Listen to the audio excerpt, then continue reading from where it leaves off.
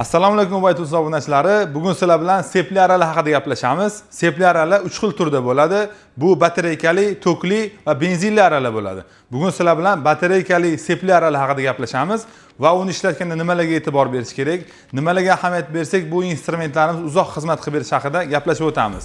Bugun bizning oldimizda 2 xil ko'rinishdagi Ubaytuz va Beauty brendiga tegishli sepli batareykali aralarimiz turibdi. Buni sizlar bilan birma-bir obzor qilib, komplektida nimalar chiqadi, buni ishlatganda nimalarga e'tibor berish kerak va apparatlarimiz ishlash funksiyasi haqida gaplashib o'tamiz.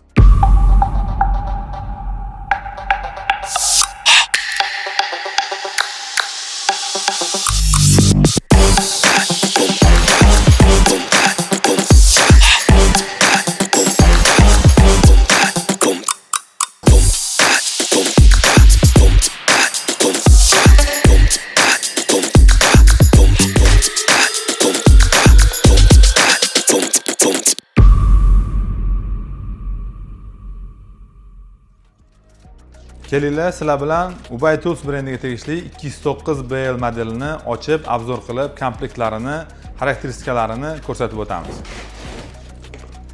Ko'rishingiz mumkin, mana apparatimizni komplektida chiqyapti. Apparatimiz va buning ichida ikkita 10 ta kapsulali batareykasi komplektida va o'zining zaryadniy ustroystvasi. Keyin bu apparatimizning eng qiziq joyi o'zini komplektidagi strela bilan sepidan tashqari bunga yana qo'shimcha qilib 10 dyumli lapka bilan sepi qo'shimchasi chiqadi. Buning eng ustunli tarafi shunda, ko'pchilik ishlatgan paytida kattaroq joylarni aralash kerak bo'lib qoladi, yoki kichkina joylarni aralash kerak bo'lib qoladi. Shunaqa paytda 2 xil razmerda sep, 2 xil razmerda lapkasi chiqadi komplektida. Bu akkumulyatorli aramizni ko'rdinglar, komplektida nimalar chiqishini ochib ko'rsatdik. Endi instrumentimiz haqida gaplashamiz. Bu apparatimiz ko'rishingiz mumkin, tayyor yig'ilgan holatda keladi. Bunda seplari qotirilgan, tayyor ishlatishga tayyor bo'lgan holatda keladi. Buni ko'rishingiz mumkin. Bu apparatimiz 4000 amper 20 volt 5000 оборот bo'ladi. Bu apparat bilan bemalol tepalarda chiqib, bir qo'l bilan aralab ishlatsanglar ham bo'ladi.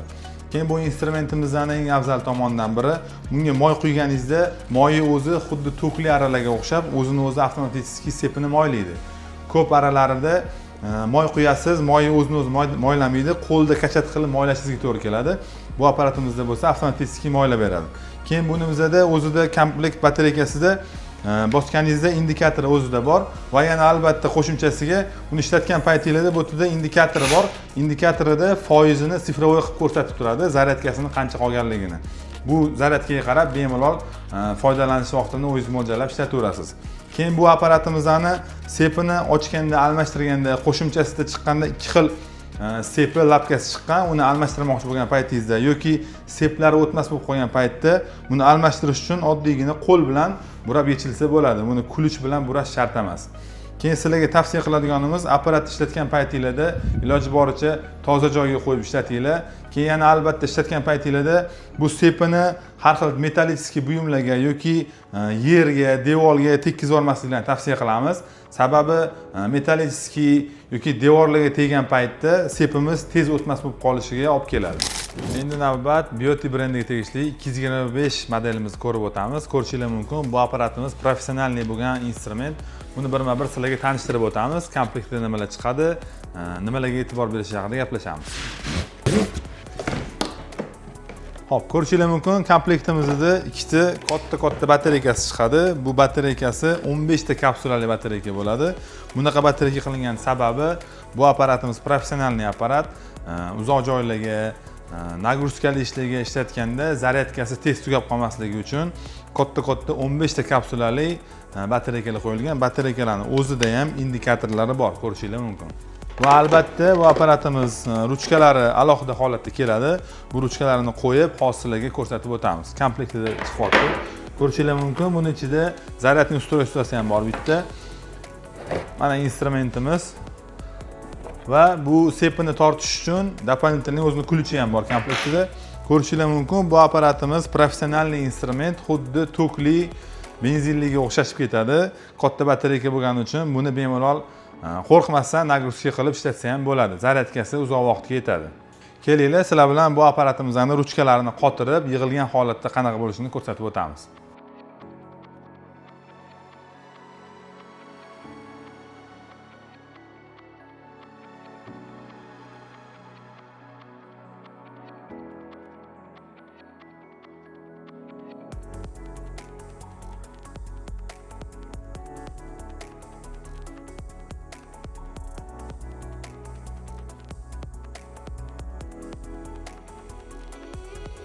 Ko'rishingiz mumkin, bu apparatimizni yig'ilgan holatda qanaqa bo'lishini ko'rsatib beramiz. Ko'rishingiz mumkin, bu apparatimiz juda ham ixcham bo'lgan va baquvvat bo'lgan oldi metallistik korpus bilan qoplangan bo'ladi. Bu professional ishlarda foydalanishga ham sizlarda ancha qulay bo'ladi va ko'rishingiz mumkin, ishlatgan paytingizda qo'lingizga kesayotgan daraxtga tegmasligi uchun o'zining spesial защитнилari ham bor. Keyin ko'rishingiz mumkin, bu apparatimiz professional apparat bo'lib, motorlari 5 shotishlik bo'ladi. Bu ham qizimaydi, hidi chiqmaydi, iskra chiqarmaydi. Batareykasining rasxodi kamroq bo'ladi. Uzoqroq vaqtda ishlab berishga bularga kerak bo'ladi 5 shotishlik motori bo'lgani uchun. Keyin bu apparatimiz ko'rishingiz mumkin, sepini dyumi 14 dyum bo'ladi. Apparatimiz 5000 amper 20 voltdan iborat. Keyin bu naborot tezligi 10 metr sekund bo'ladi. Bu apparatimizda bemalol uylarda, har xil ish joylarida foydalanishga olsanglar bo'ladi buni. Keyin og'irligi ham unaqa og'ir bo'lmagan, kuchi ham kuchli bo'lgan instrument hisoblanadi. Keyin bu apparatimizni sepi ishlatgan paytda bo'shab qoladi. Bo'shaganda tortish uchun o'zining spesial ключi bor. Bu ключi yordamida ikkita boltini ozgina bo'shatamiz. Bo'shatgandan keyin qo'l bilan sepini tortib, yana keyin-ketidan qotirib qo'yamiz.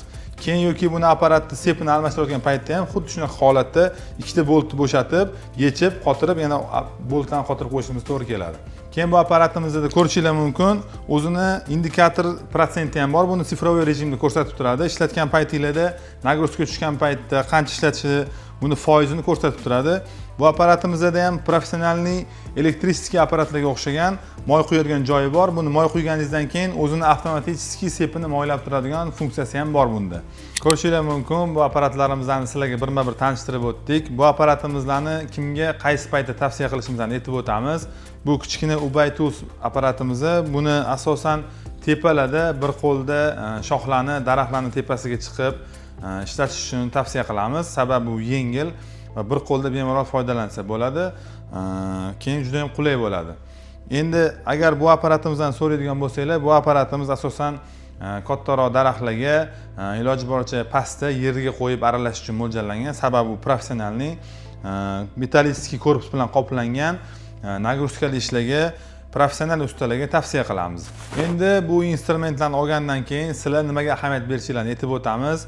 Bu batareykali aralarni olganingizdan keyin iloji boricha buni har doim ishlatgan paytingizda buni seplari bo'shaydi.